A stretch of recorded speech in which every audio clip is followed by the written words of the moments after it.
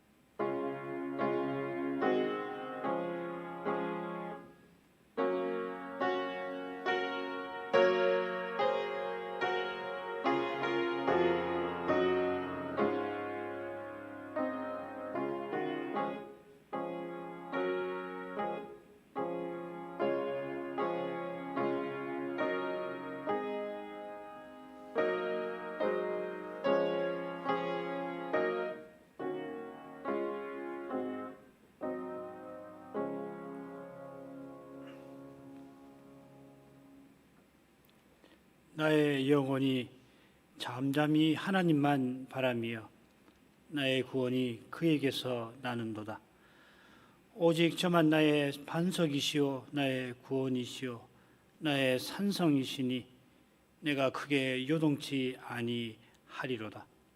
넘어지는 담과 흔들리는 울타리 같은 사람을 죽이려고 너희가 일제히 박격하기를 언제까지 하려느냐. 저희가 그를 그 높은 위에서 떨어뜨리기만 꾀하고 거짓을 즐기하니 입으로는 축복이요 속으로는 저주로다. 나의 영혼아 잠잠히 하나님만 바라라. 대저 나의 소망이 저로조차 나는도다. 오직 저만 나의 반석이시요 나의 구원이시요 나의 산성이시니 내가 요동치 아니하리로다. 아멘.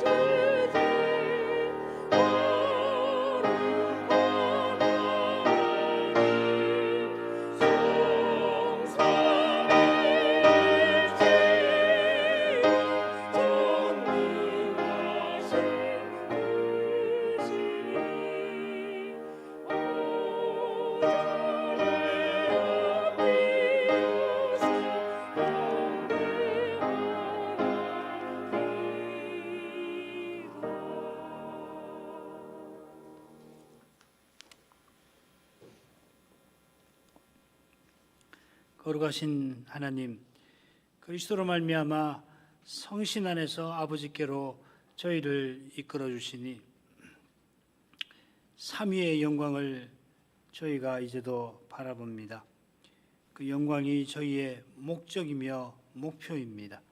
삼위의 그 거룩한 교제의 영혼이 다가오도록 먼저 하나님께서 저희에게 다가오셨습니다. 인생을 하나님의 형상대로 지으셨고 죄인을 하나님의 자녀로 삼아 주셨습니다. 그 은혜와 사랑이 실로 높고 넓어서 저희가 엎드려 경배드리며 하나님은 크시다 고백합니다. 과연 하나님께서 말씀하시니 저희 인생이 듣습니다. 들을 귀를 주신 하나님께서 먼저 말씀하셨습니다.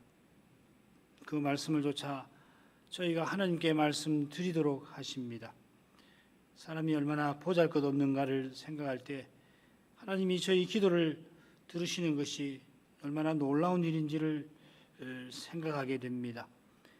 저희가 구하지 아니하여도 이미 아시며 아실 뿐만 아니라 주십니다.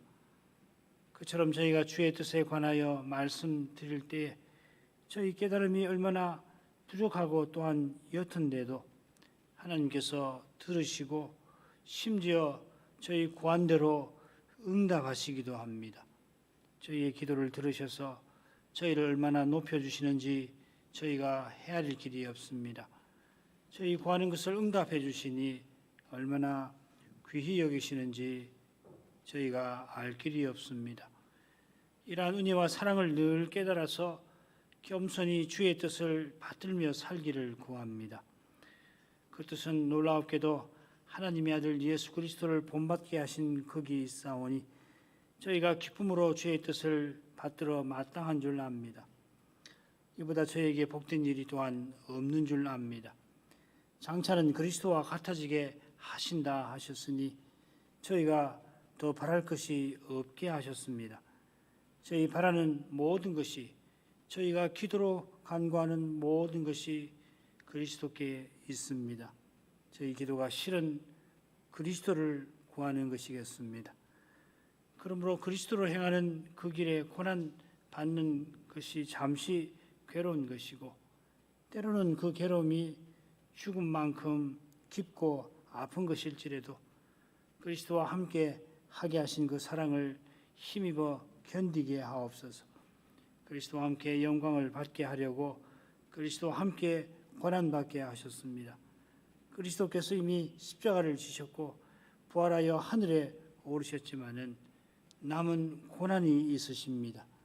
주의 말씀에서 그리스도의 고난을 알고 다메섹 도상에서 바울에게 네가 어찌하여 나를 핍박하느냐 말씀하신 것도 알지만은 여전히 그리스도의 남은 고난 바울에게 하신 말씀은 저에게 신비합니다. 이 신비는 믿음으로 맛보는 것이지 이성으로 이해하는 것이 아닌 줄 압니다. 분명 저희가 그리스도의 남은 고난에 참여하게 한 것이 주님의 사랑에서 나온 거룩한 뜻인 줄 믿습니다. 그 거룩하심을 삶에서 계속 맛보갈 수 있기를 구합니다. 그리하여 저희 마음이 더욱 주님께로 향하기를 주의 나라를 사모하게 되기를 구합니다. 주님께로 날마다 더 가까이 나아가기를 구합니다. 일상 행복을 뒤로하고 하나님 나라의 아름다움을 늘 추구하게 하옵소서. 하나님의 그 아름다우심을 참으로 갈구하게 하옵소서. 예수님의 이름으로 기도합니다. 아멘.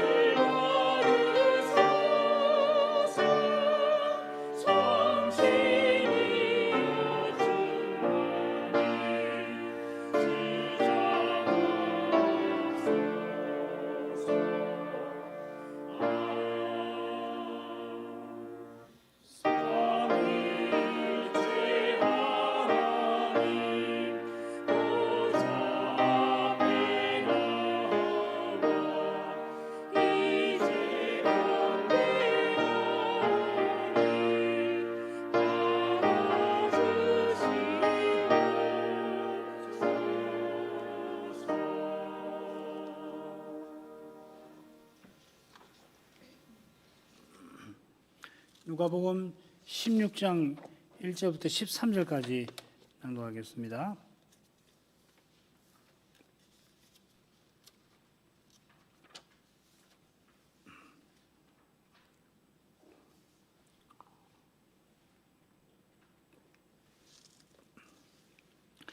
또한 제자들에게 이르시되 어떤 부자에게 청지기가 있는데 그가 주인의 소유를 허비한다 하는 말이 그 주인에게 들린지라.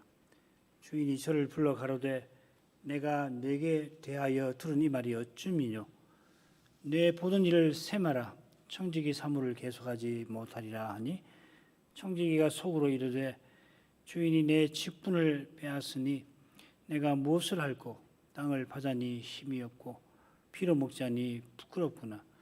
내가 할 일을 알았도다. 이렇게 하면 직분을 빼앗긴 후에 저희가 나를 자기 집으로 영접하리라 하고 주인에게 빚진 자를 낱낱이 불러다가 먼저 온 자에게 이르되 네가 내 주인에게 얼마를 졌느냐 말하되 기름 100말이니이다. 가로되 여기 내 증서를 가지고 빨리 앉아 50이라 쓰라 하고 또 다른 이에게 이르되 너는 얼마나 졌느냐 가로되 밀 100석이니이다. 이르되 여기 내 증서를 가지고 80이라 쓰라 하였는지라.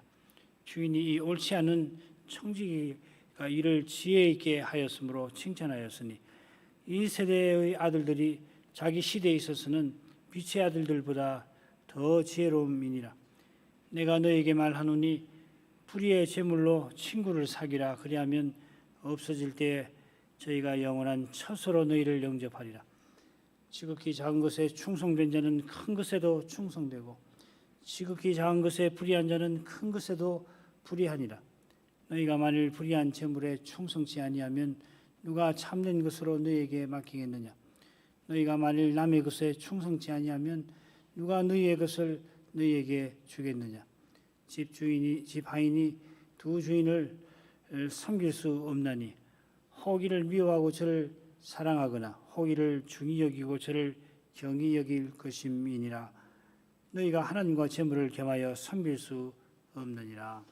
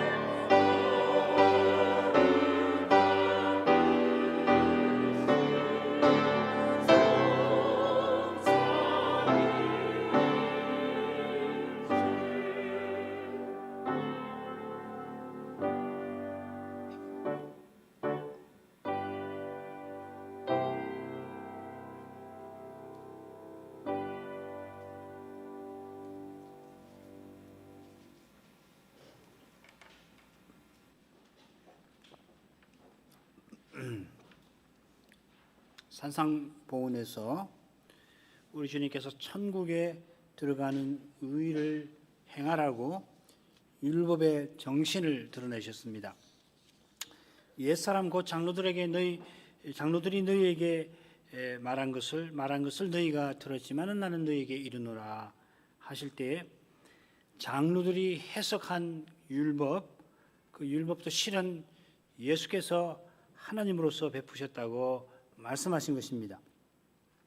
주님께서 여호와로서 계명을 내리셨는데 이제 여호와의 종으로 오셔서 계명의 정신을 이루고 계십니다. 계명의 정신은 주님의 가르침대로 하나님을 전심으로 사랑하고 이웃을 자기처럼 사랑하는 것입니다. 바로 여기에 하나님을 사랑하고 이웃을 사랑하는 거기에 우리가 믿고 의지하는 그 고백하는 그리스도가 있습니다. 부활하신 후에 주님께서 하늘에서 만물을 충만케 하시는, 만물을 자신으로 채우시는 일을 행하고 계시는데 이 일은 곧 하나님 사랑과 이웃 사랑이 충만한 세계, 그런 거룩한 사회를 세우는 것입니다. 이 거룩한 사회가 곧 그리스도의 몸과 지체이며 그리스도는 그 머리이신 사회이고 그리스도께서 자기 안에서 친히 세우시는 하나의 새로운 사람입니다. 바로 이 거룩한 일에, 이 영원한 제국 건설에 제8계명의 정신이 있습니다. 그리스도처럼 형제를 위하여 목숨 버리는 그것을 마땅한 줄로 여기는 그 사회에서 도둑질하지 말라 하신 뜻이 온전히 이루어집니다.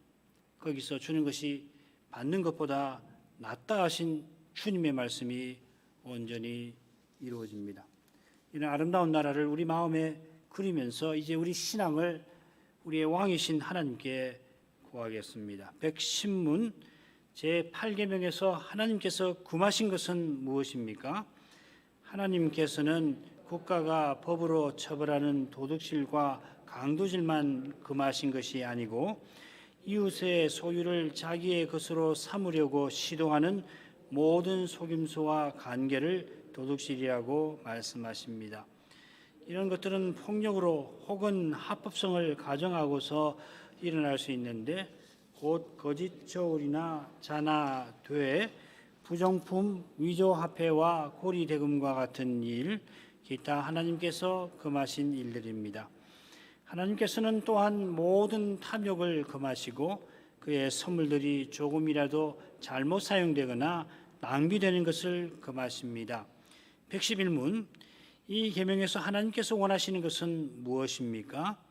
내가 할 수 있고 해도 좋을 경우에는 나의 이웃의 유익을 증진시키며 내가 남에게 대접을 받고 싶은 대로 이웃에게 행하고 더 나아가 어려운 가운데 있는 가난한 사람을 도울 수 있도록 성실하게 일해야 합니다.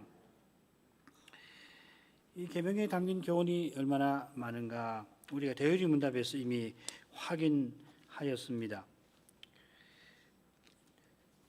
대의리 문답 91문부터 151문 또 70의 강설에 걸쳐서 우리가 십계명을 공부했죠.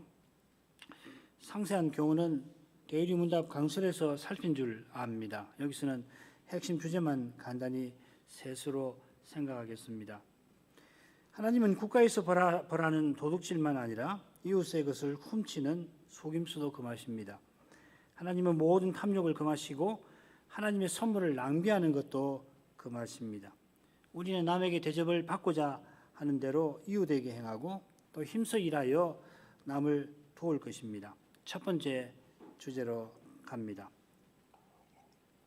신자는 국가에서 벌하는 도둑질만 아니라 이웃의 것을 자기 것으로 삼으려는 모든 속임수도 하지 말아야 하는데 그 이유가 바로 하나님께서 금하시는 사실에 있습니다. 너무도 당연한 말씀입니다만은 바로 여기서 모든 당연한 일이 그 당연함을, 그 당위와 근거를 얻습니다. 어떤 일이 당연하니까 하나님께서 명하거나 금하시는 것이 아니라 하나님이 말씀하시니 그 일이 마땅한 것입니다. 너무도 당연한 말씀입니다만은 하나님께서 우리의 삶의 목적이시고 그분의 말씀이 우리의 삶의 표준입니다. 게다가 거룩하신 하나님은 좋음 그 자체, 옳음 자체, 바름 자체, 아름다움 자체이십니다. 선하고 참되고 의롭고 아름다우신 하나님께서 원하시는 그것을 우리 인생이 받고 좇고 따르고 누리는 것은 너무도 당연한 것입니다. 당연하다고 운운하는 것조차 하나님께 송구할 따름입니다. 장차 심판대 앞에 설 때 감히 누가 운운하겠습니까? 지금도 주님의 거룩하신 영광이 드러나는 앞에 누가 찬송 드리지 않고 달리 운운하겠습니까? 국가가 법으로 처벌하는 도둑질에 관하여 우리 고백서가 레위기 19장의 한 율법을 인용하는데, 이 인용된 율법에 담긴 하나님의 뜻은 실로 높고 깊습니다. 레위기 19장 13절이 인용이 되었습니다. 너는 내 이웃을 압제하지 말며 늑탈하지 말며 품꾼의 삭슬 아침까지 밤새도록 내게 두지 말며. 이미 잘 알고 계신 줄 압니다마는 이 레위기 19장은 성결법전 17장부터 22장 가운데 나옵니다. 이 성결법전이라고 하는 것은 레위기 11장부터 16장에 나오는 정결법전과 더불어서 언약 백성다우게 하나님 나라를 이루고 살아가라 주신 실행 법규들입니다. 하나님이 이스라엘을 제사장 나라와 거룩한 백성 삼으려고 언약을 맺으셨는데, 제사장 나라다우게 살라고 먼저는 제사 제도를 레위기 1장부터 10장까지, 그리고 거룩한 백성답게 살도록 절기와 희년 제도, 이 사회 제도거든요. 이 제도를 레위기 23장부터 25장에 세우셨습니다. 그러니까 두 제도가 레위기 앞과 뒤에 딱 세워져 있고, 그리고 중간에 실제로 하나님을 가까이 하도록 정결 법전을 11장부터 16장까지, 그리고 이어서 17장부터 22장까지는 하나님 가까이에서 거룩하게 살도록 성결 법전을 내리신 것입니다. 요컨대 레위기 19장에 나오는 70개의 명령 하나하나가 낱낱이 서로 관계없이 그렇게 나열이 되어 있는 것이 아니라 하나님 나라의 청사진이라고 하는 그런 위대한 그림의 퍼즐과 같이 있는 것입니다. 퍼즐에 담긴 그 내용은 퍼즐만 놓고 보면은 때때로 제대로 알기 어렵고 때로는 심지어 오해할 수도 있을 것입니다. 한 밭에 두 씨를 뿌리지 말라, 뭐 이런 말씀을 보면은 이게 뭔 말인가? 오늘날도 그 농사를 그렇게 짓지 말라는 이야기인가? 옷감을 만들 때에 이 동물성 그 실과 식물성 실을 섞어서 옷을 만들지 말라. 그것만 놓고 보면은 이게 대체 무슨 말인가? 오해할 수가 있죠. 레위기 이 19장은 제목을 성민 성결법이라 붙일 만한데, 두 후렴의 배열에 따라서 70개의 율법이 모두 16개 단락 그 부분과 4단락을 이루고 있습니다. 이 후렴이 두 가지인데, 나는 너희 하나님 여호와니라 이렇게 끝나는 후렴이 있고, 또 하나는 뭐냐면 나는 여호와니라 하는 후렴이 있습니다. 그래서 나는 여호와 너희 하나님이라 하는 후렴이 이 후렴으로 끝나는 4단락이 먼저 나와요. 그래서 2절 하반절부터 10절까지는 나는 너희 하나님 여호와니라 하고 단락이 다 끝납니다. 그리고 재미있게 그 다음에 4단락은 무엇으로 끝나는가 하면은 나는 너희 하나님이 아니고 나는 여호와니라 하고 끝나요. 그리고 그 다음 4단락은 처음과 끝에는 나는 너희 하나님 여호와니라 이렇게 나와요. 그 중간에 둘은 너희 하나님 나는 여호와니라 이렇게 끝나고, 그 다음 4단락은 반대로 나는 여호와니라 하는 후렴이 앞뒤로 나오고 중간에 14, 15 부분은 나는 너희 하나님 여호와니라 이렇게 후렴이 되어 있습니다. 굉장히 정교하죠. 그냥 뭐 하지 말라 우리가 처음 읽을 때는 뭐 하라 말라 이렇게 낱개의 명령들이 쭉 열거되어 있는 것 같지만은 모세가 아주 정교하게 후렴을 가지고서 이렇게 나눈 것입니다. 자세한 내용은 우리가 전에 공부한 레위기 공부 자료를 참조해 주시면 좋겠습니다. 방금 낭독한 13절은 둘째 단락 6째 부분이 나옵니다. 이 둘째 단락은 저 유명한 강령이 나오죠. 이웃 사랑하기를 내 몸과 같이 하라 하는 명령으로 끝나는데, 이 둘째 단락은 이웃 사랑에 관한 단락이라고 할 수 있습니다. 네 부분이 나오는데 다 그런 내용들이 주를 이룹니다. 참조로 첫째 단락은 하나님 사랑에 관한 단락입니다. 하나님을 사랑하라. 같은 내용이 셋째 단락, 넷째 단락에도 나오는데, 여기서는 중보자를 통하여서 하나님을 사랑하고 이웃을 섬기라 하는 교훈이 두드러집니다. 이스라엘이 어떻게 거룩한 백성답게 사는지에 관하여 70개의 율법들이 중보자를 통한 하나님의 사랑과 이웃 사랑이라고 하는 아름다운 그림을 우리 앞에 펼쳐 보이는 것입니다. 레위기 19장 13절에 세 가지 명령이 나옵니다. 이웃을 학대하지 말아라, 강탈하지 말아라, 품꾼의 싹을 그날 제때 주어라. 이 세 가지 명령은 신정 국가인 이스라엘의 국가법입니다마는 동시에 계명의 정신이 담긴 하나님의 말씀입니다. 이 명령을 제대로 지키려면은 하나님이 언약 세우신 뜻을 잘 알고 그 뜻을 기쁨으로 받드는 심정이 있어야 할 것입니다. 그러려면은 이스라엘이 종되었던 집 이집트에서 구속하신 사랑을 깨달아야 합니다. 하나님 사랑을 깨닫는 것이 참 중요한 겁니다. 그러지 않고서 의무로 지켜야지 해봐야 얼마 하지 못하고 포기해버리고 말는 거죠. 그 사랑을 깨닫는 사람은 자기가 얼마나 죄인인지를 고백합니다. 은혜 안에서 죄를 깨닫는 사람은 하나님께서 주신 자기 기업이 실로 아름다웠습니다.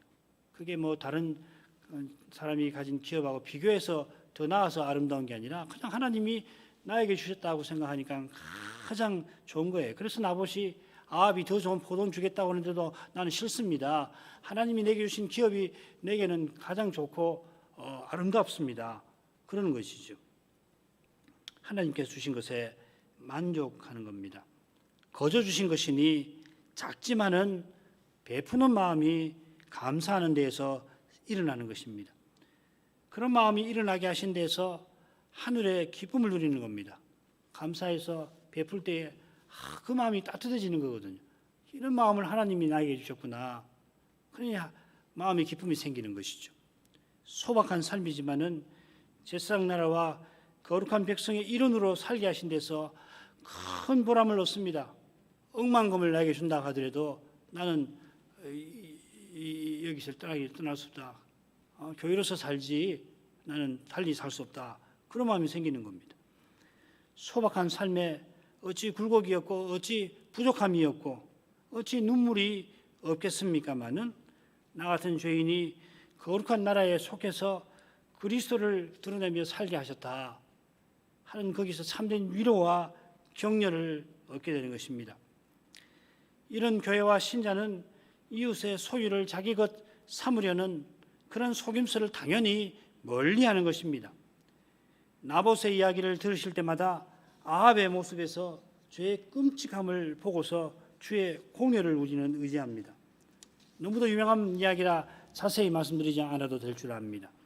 아합이 일국의 왕이라 나봇의 포도원보다 더 아름다운 포도원이 자기에게 있고 하나만 아니겠죠. 돈도 많습니다만은 탐욕의 종이 되어서 그 나봇의 포도원을 손에 넣지 못해서 아주 잠을 이루지 못해요.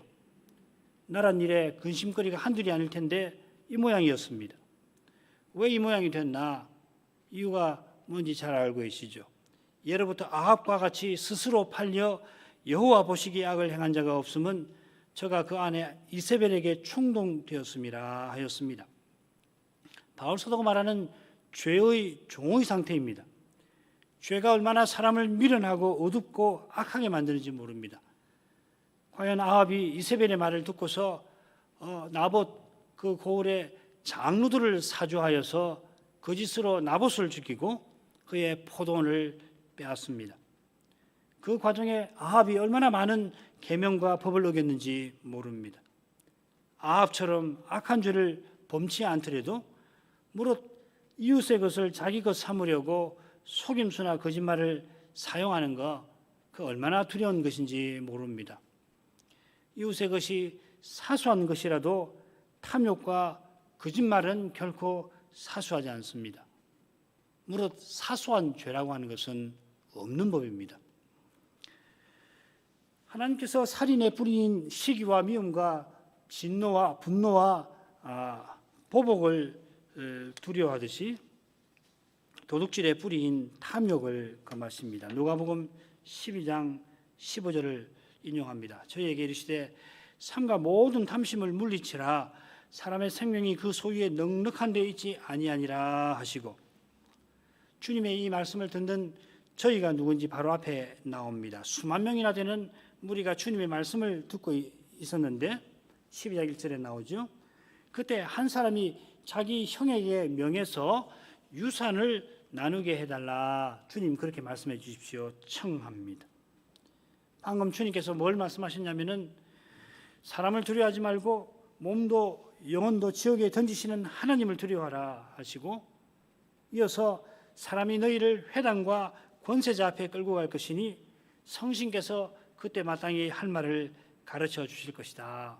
제자들에게 먼저 이렇게 말씀하셨습니다. 주님이 곧 십자가를 지시고 이어서 사도들을 온 세상에 보내실 참입니다. 인류 역사에서 이처럼 비상한 시기가 없습니다. 그처럼 당시 주님의 말씀을 듣던 제자는 물론이고 그 무리에게도 자기 평생에 이보다 중대한 때가 없습니다. 그래서 제자들은 이미 모든 것을 버리고 주님을 좇는 중이었고, 무리도 그런 제자들처럼 주님의 뜻을 받들어야 했습니다. 과연 성신 강림하신 후에 수천 명이 신약의 교회에 들어올 때에 놀랍게도 그들이 재산을 다 팔아가지고서 그 교회의 당면한 문제를 대처하게 되었습니다. 그런 중대한 때인데 한 사람이 주님께 상속 문제 풀어달라고 했던 것입니다. 그런 그에게 이 사람아 누가 나를 너희의 재판장이나 물건 나누는 자로 세운느냐 물으십니다. 그 사람에게는 상속이 작은 문제가 아니었겠습니다마는 우리에게도 그렇죠. 주님께는 그때 그런 문제에 잠시라도 매이실 틈이 없었습니다. 지금이야 우리가 무슨 문제든지 주님께 아뢰고 주님의 도우심을 구할 수가 있을 것입니다. 물론 그저 내 행복 하나를 얻기 위해서 구하지 않고 하나님 나라를 위해서 무엇이든지 구하는 것입니다마는, 그때는 예수님께서 매 순간 십자가로 예루살렘으로 나아가셔야 했던 것입니다. 그런 다음에 인용한 말씀을 무리와 제자들에게 일러주십니다. 사람의 생명이 재물에 있지 아니하니 재물을 얻고자 하는 모든 탐심을 물리치라 하십니다. 예수님께서 지금까지 영원한 생명 얻을 길을 무리에게 교훈하셨습니다.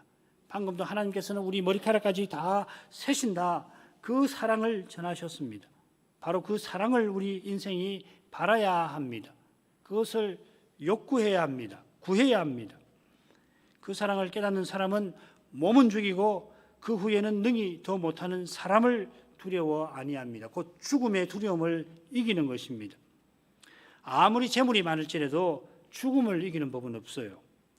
그처럼 아무리 재물이 많다 하더라도 그 재물 가지고 죄를 속하지 못합니다. 이보다 분명한 진리가 어디 있습니까마는, 그러나 말씀의 빛이 아니고서는 아무도 탐심에서 벗어나지 못합니다. 내게 사는 것이 그리스도다, 내 생명은 그리스도다, 내가 사는 것은 그리스도다 라고 고백하지 않고서는 이 탐심을 벗어나지 못하는 겁니다. 그리고 벗어난 사람은 주신 제물로 하늘에 둔 바 다함이 없는 보물 창고를 얻습니다. 보물이라고 했는데 창고란 말입니다. 보화 창고. 하늘의 보물, 하늘의 창고는 영원한 것이 거기 있으니 텅 비는 법이 없고 늘 가득한 거예요. 반면에 지상의 재물은 사라집니다. 사라질 것으로 사라지지 않을 것을 얻는 것이 참된 지혜일 것입니다. 이 하늘 보물이 무엇입니까? 너희 소유를 팔아 구제하여 낡아지지 아니하는 주머니를 만들라 하셨습니다. 하늘의 보물 곧 이 주머니를 만들라. 이 주머니가 뭔가 하면은 사랑이에요. 주님께서 말씀하시는 주신 제물로 그리스도의 사랑을 드러내는 것입니다. 이 사랑이 우리가 믿음과 더불어서 저 죽음 너머로 가져갈 수 있는 유일한 보물입니다. 믿음으로 그리스도의 은덕을 얻는 사람이 참된 사랑을 드러내고 이 참된 사랑이 드러나는 거기에 이미 하늘나라가 나타납니다. 그처럼 그 사랑은 영원한 하늘에 들어가는 것입니다. 믿음, 소망, 사랑 이 세 가지는 항상 있는 것이죠. 하늘에 들어가는 거예요. 하나님께서 주신 선물을 잘못 사용하거나 낭비하는 것을 미워하시는데 누가복음 16장이 거기 인용이 되어 있습니다. 인용하겠습니다. 16장 10절부터 13절. 지극히 작은 것에 충성된 자는 큰 것에도 충성되고 지극히 작은 것에 불의한 자는 큰 것에도 불의하니라. 너희가 만일 불의한 재물에 충성치 아니하면 누가 참된 것으로 너희에게 맡기겠느냐. 너희가 만일 남의 것에 충성치 아니하면 누가 너희의 것을 너희에게 주겠느냐. 집 하인이 두 주인을 섬길 수 없나니 혹 이를 미워하고 저를 사랑하거나 혹 이를 중히 여기고 저를 경히 여길 것임이니라. 너희가 하나님과 재물을 겸하여 섬길 수 없느니라. 이 불의한 재물에 충성한다 하는 표현을 보고 알 수가 있는데 이 말씀이 그 유명한 비유 불의한 청지기 비유에 이어서 결론으로 나오는 말씀입니다. 여기 이 불의한 재물이라고 하는 것은 불의한 짓을 해서 얻은 재물이란 뜻이 아닙니다.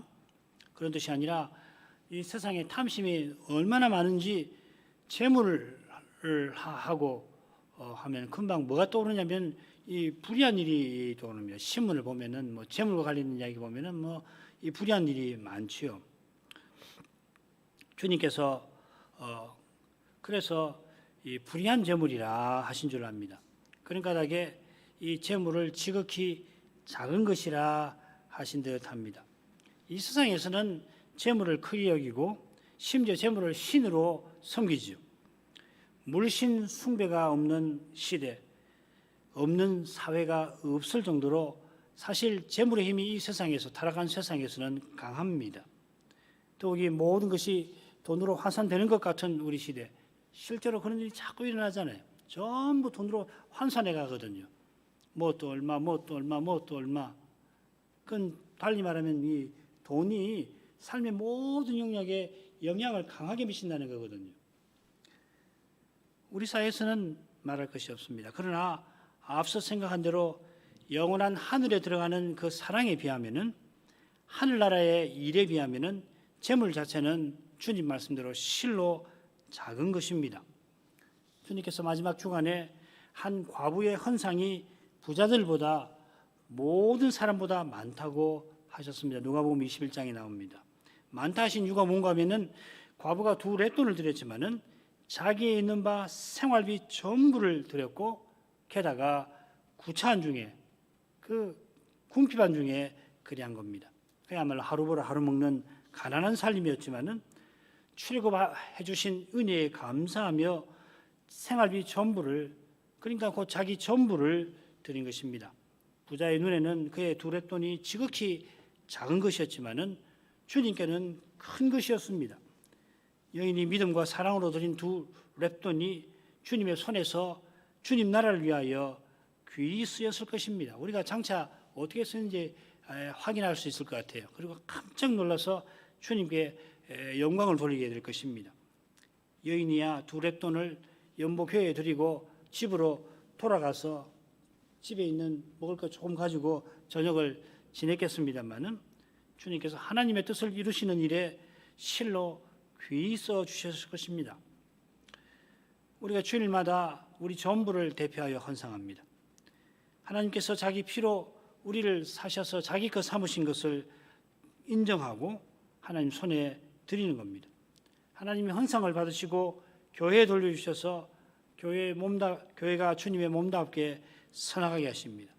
그처럼 우리 각각이 소명을 통해서 그리스도를 드러내게 하시는 것입니다. 헌상하라고 그리스도의 생명을 돌려받는 것이라고 할 수 있어요. 바로 이것이 큰 것이고 참된 재물이고 너희 것입니다. 우리 것입니다. 우리가 그리스도의 몸과 지체로 있는 이것이 참으로 우리의 것입니다. 영원히 소유하는 것입니다. 다른 것은 우리 것 아닙니다. 전부 사라질 것입니다. 그리스도 외에는 전부 다 사라지고 없어져 버립니다. 우리의 것 아닙니다. 영원히 우리의 것을 위해서, 영원히 우리의 것 될 그것을 위해서 잠시 주신 것입니다. 재물도 그렇고 이 목숨도 그렇고 아름다움, 지식도 잠시 있다가 사라집니다. 아내와 남편, 부모와 자식, 상전과 하인, 모든 관계도 그렇습니다. 형편도 그렇습니다. 혹 어려운 형편이 있더라도 그 형편이 잠시 있다가 사라집니다. 너무도 어렵게 되면은 영원히 그러한 형편에 있을 것 같지만은 그 힘든 형편에 벗어날 날이 틀림없이 옵니다. 그처럼 실로 돈도 건강도 염려할 것이 전혀 없이 행복한 상태에 있을지라도 그 역시 지나갈 것이니 영원한 복을 잠잠히 바라보는 것이 참된 지혜입니다.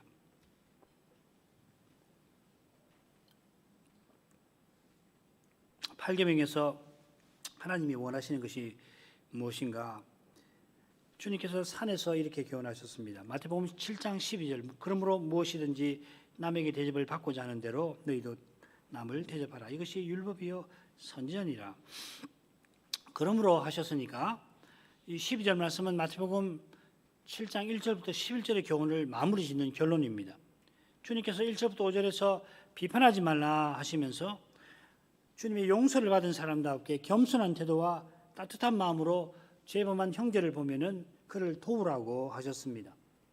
남의 눈에 그 티 보지 말고 자기 눈에 들보 있는 것을 알고서 형제가 잘못하면은 그 잘못을 볼 때 이런 용서받는 자의 심정으로 그렇게 따뜻한 심정으로 기도하고 도우라 하신 것입니다. 이것이 이 사랑이 선지자요 율법의 강령입니다. 이 사랑을 받고자 하는 사람은 다른 사람에게 사랑을 드러낼 것입니다. 그런 거룩한 사랑을 주고받는 사이가 되려면은 거룩한 것을 개에게 주거나 진주를 돼지 앞에 던져서 안 됩니다. 비판하지 말라는 말씀에 이어서 이 말씀 나오죠. 이것은 거룩한 복음을 거짓 선생이 왜곡해서 전하는 일을 그냥 내버려 두지 말라 하는 명령이죠.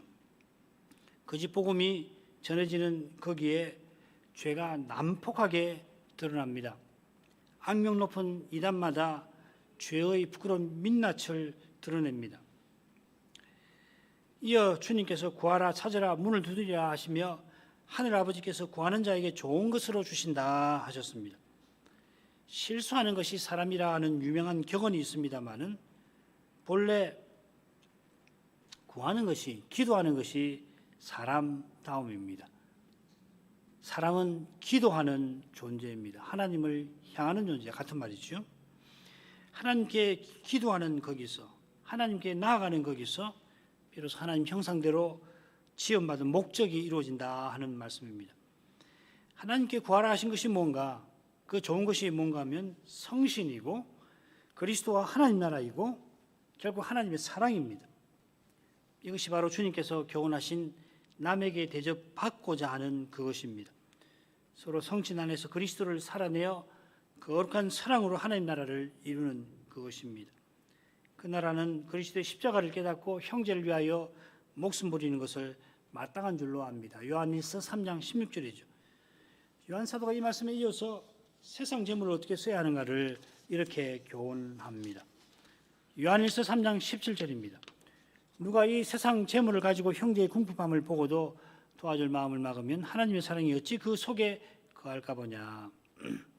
여기 재물이 흥미롭습니다. 누가복음 아까 그 재물하고는 그 마모나인데 그 다른 말입니다. 비오스라는 말인데 이 표현이 어디 나오느냐면 두 렙달을 헌상한 과부에게 사용되었습니다. 한글 개혁 성경에는 이 과부가 이 생계비 생계비 전부를 드렸다 하는 말이 똑같은 말인데 여기는 생활비라고 했고 요한일서에서는 재물이라 그렇게 했습니다. 먹고 사는데 필요한 재물을 가리키죠. 하나님이 재물을 주신 뜻이 형제를 위하여 사는 데에 있는 줄을 아는 신자는 궁핍한 형제, 여기 이제 재물을 보면 먹고 살기가 어려운 형제를 볼 때에 돕지 않을 수가 없게 됩니다. 우리가 부모가 되어서 악한 자지만 부모가 되어가지고서 먹을 것이 특별히 넉넉하지 않을 때 혹은 아주 맛있는 것이 있을 때에 자기가 먹지 않고 대신 자식을 먹이잖아요. 부모가 되어가지고서 특히 어머니들이 그러는데 그리스도의 사랑을 맛본 신자라면은 형제의 궁핍함을 보고 지나칠 수가 없을 것입니다. 때로는 자기가 가난해도 자기 가난한 것은 견디면서 궁핍한 형제를 돕지 않아요. 실제로 그런 일이 있잖아요. 고린도서 8장에 마게도냐 교회가 그랬잖아요.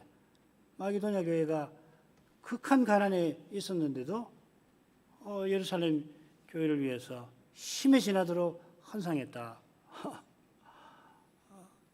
생각하면 참 신기한데 그리스도의 사랑이 그렇게 위대한 것 아니겠습니까? 부모의 사랑도 이 세상 안 믿는 부모라도 자식에게 그런 사랑을 나타내는데 그리스도의 사랑을 참으로 깨달으면은 참 그렇게 되는 것이거든요. 그처럼 신자는 가난한 형제를 돕기 위하여 성실히 일합니다. 에베소서 4장 28절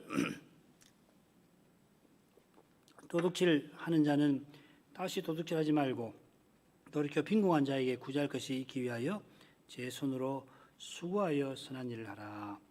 다시 도둑질하지 말라. 이렇게 말씀하신 이유는 도둑질하던 사람이 믿어 교회에 들어왔던 모양이죠. 지금도 그렇지만은 가난한 사람이 적지 않습니다만은 당시 로마 세계를 보면은 가난한 사람이 참 많았습니다. 그리고 에베소는 부유한 도시거든요. 그러니까 가난한 사람들이 생계를 위해서 도둑질을 했을 것이라 생각합니다. 그러나 가난한 사람만 도둑질하는 거 아니에요. 더 많은 재물을 얻으려고 도둑질하는 부자도 얼마든지 있고 사실은 더 심각하죠. 그런 사람도 돌이켜 힘써서 일하되 가난해서 도둑질했던 사람 돌이켜서 이제는 힘써서 일하되 선한 일을 해서 가난한 사람을 도우려 할 것입니다. 그처럼 가난한 사람도 힘써 일해서 주님처럼 형제와 이웃을 섬기는 삶을 살도록 힘쓸 것입니다. 아까 잘못 말씀드렸네요. 재물이 많은데도 다른 사람 재물을 도둑질하는 사람도 돌이켜서 이제 힘써 일하되 선한 일에 힘써서 가난한 사람들을 많이 도와야 할 것이고 가난한 사람도 힘써 일해서 형제와 이웃을 섬기는 삶을 살도록 할 것입니다. 재물이 많은 사람도 가난한 사람과 똑같이 참된 사랑이 절실한 가난한 존재입니다. 그러니 교회에서 돈 많은 사람도 형제들로부터 그리스도의 사랑을 받아야 합니다. 그런 사랑은 돈이 주지 못하는 것입니다. 주님께서 믿는 형제를 통하여 주시는 것입니다. 우리가 믿음의 봉사로 그리스도의 사랑을 주고 받는 것입니다. 그런 사랑으로 우리가 가난한 이웃에게 도움의 손길을 믿지 아니하는 사람이라도 가난한 사람들에게 도움의 손길을 내밀어야 할 것입니다. 기도하겠습니다. 거룩하신 아버지, 아들을 아낌없이 내어주시고 아들과 함께 모든 것을 은사로 기꺼이 주시는 사랑을 이제도 기억합니다. 하나님 사랑에서 십자가에서 저희가 사랑이 무엇인지를 비로소 알게 됩니다. 그 사랑을 참으로 맛본 교회와 신자는 사도의 교훈을 좇아 형제를 위하여 목숨 버리는 것을 마땅한 줄로 알고 궁핍한 형제를 볼 때에 이 세상 재물로 기꺼이 도울 것입니다. 주님의 교회가 그리스도께서 그리스도를 가르치는 그리스도의 학교라 하신 대로 저희가 직분과 소명을 통하여 그리스도의 사랑을 드러내게 하셔서 자기 욕심을 위하여 다른 사람의 것을 자기 것 삼고자 하는 탐심에서 벗어나게 하옵소서. 주님이 주신 선한 것을 통하여 주님의 사랑을 나타내는 참으로 선한 일에 더욱 힘쓰게 하옵소서. 그처럼 주신 선한 것들을 누릴 때마다 하나님 사랑과 그 선하심에 참으로 감사하게 하옵소서. 예수님 이름으로 기도합니다. 아멘.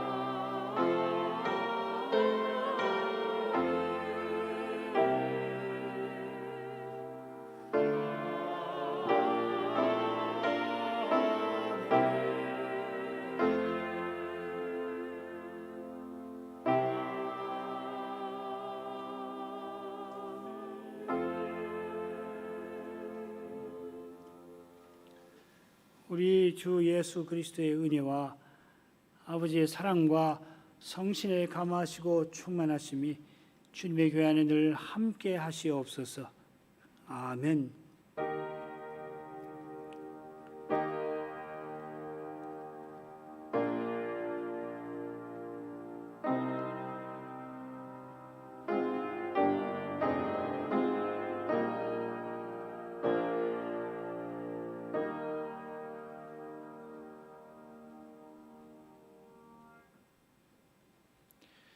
이로써 예배를 마치겠습니다. 여기서 인사를 드립니다.